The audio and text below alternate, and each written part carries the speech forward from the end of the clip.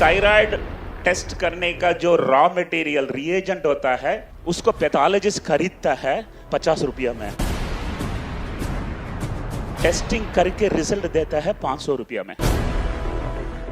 तो मैंने क्या किया, 50 रुपए के नीचे मेरा सर्विस का रेट रखा।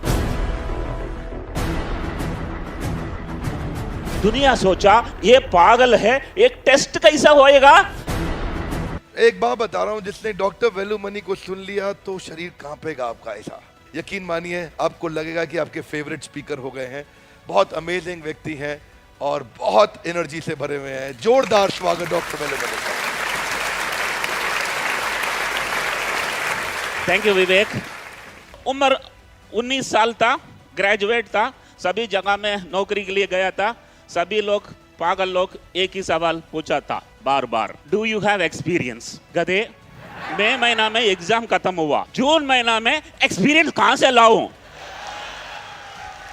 1978 में मैंने एक डिसीजन लिया था कि अगर मेरा एक कंपनी होगा तो उसमें सिर्फ फ्रेशर को ही लूंगा, एक्सपीरियंस को नहीं लूंगा।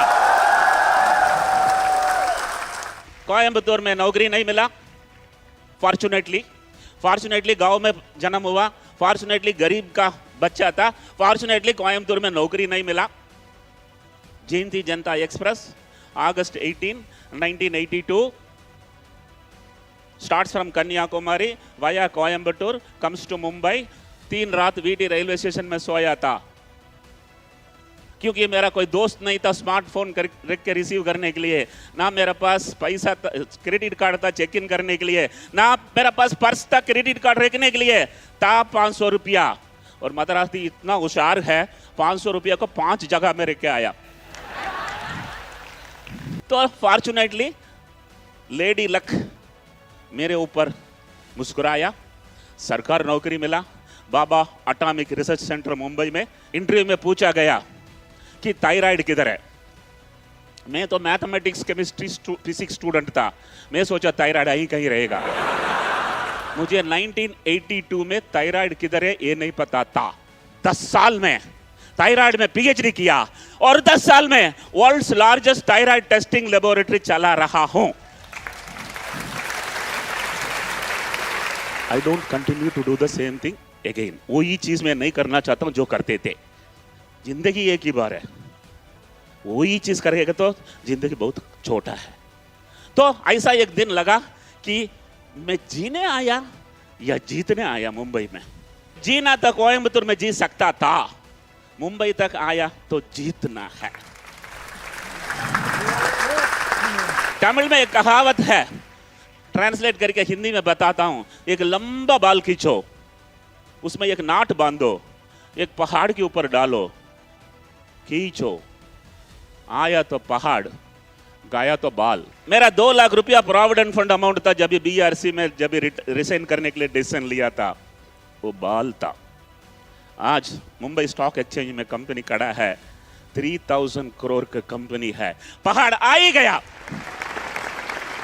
मुझे ट्रांसपेरेंटली आपको बताना होगा, मैंने थायराइड टेस्ट करने का जो रॉ मटेरियल रिएजेंट होता है उस पर रिसर्च कर रहा था।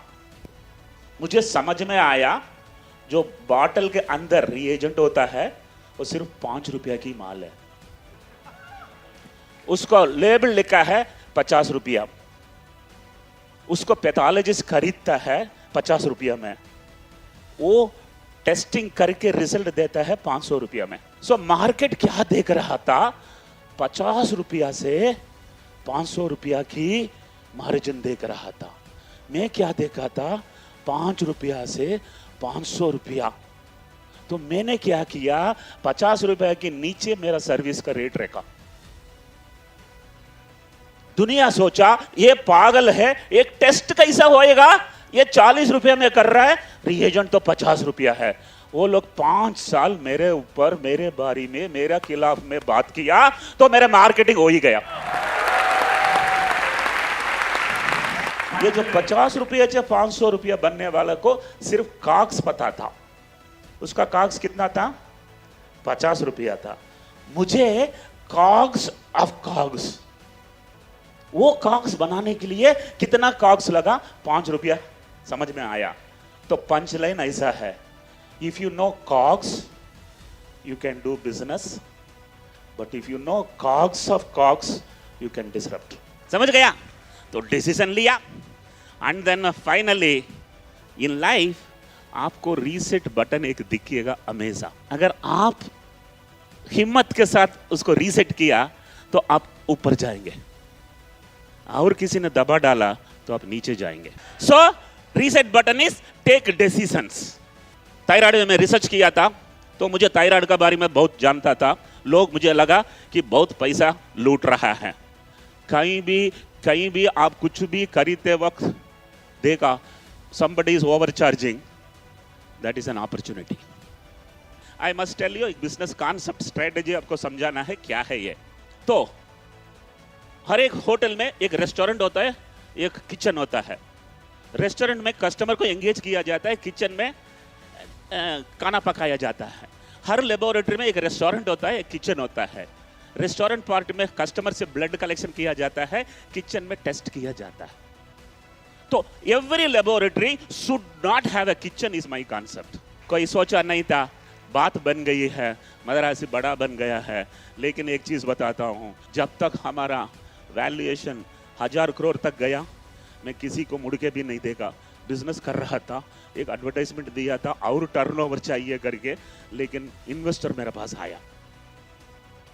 मैं इन्वेस्टर, मुझे तो डाइल्यूट नहीं करना है. इन्वेस्टर आ गया है तो मैं तो सलमान खान हूं. Top line bottom line multiples कुछ नहीं देखता हूं. मन में लगा कि मेरा कंपनी वर्थ 200 करोड़ होएगा, इसको 400 करोड़ बोलेगा तो ये भागेगा, क्योंकि डाइल्यूट नहीं करना है. गाइस, अगर आप उनकी टेबल पर जाकर पिच कर रहे हैं तो आपकी कंपनी का वैल्यू आधा है. अगर वो आपकी टेबल पर आ गया, ये डबल है. मैं तो 400 करोड़ बोला, 200 करोड़ कंपनी को, और निकल गया. नेक्स्ट टाइम आया 6 महीने के बाद, इस बार मैं बोला 500 करोड़. अरे 2 क्वार्टर 100 करोड़. हाँ, 2 क्वार्टर अच्छा गया. ये नहीं है, 2 क्वार्टर अच्छा गया. उसने पूछा 500 crore, what is justification? You are on my table. Coffee पी रहा था, रिक्के निकल गया. ओसी पार्टी तीसरा बार आ रहा है. इस बार मुझे कॉफी वेस्ट नहीं करना था. सीधा बोला 600 करोड़. उसने बोला चेकबुक लाया हूं. तो खेल खेल में 600 करोड़ में कंपनी 25% डाइल्यूट कर दिया. और उसके बाद और एक आदमी आया. फिर मैं सोचा 800 बोलो, लेकिन वो तो बैग लाया है. तो मन चाहता था 1000 बोलो, मुंह से निकला 1200.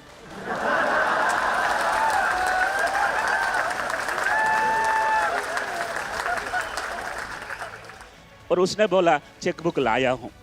Last punch line for the day. जो जीतता है वो शायद हार सकता है, लेकिन जो जिताता है वो कभी हारता नहीं है.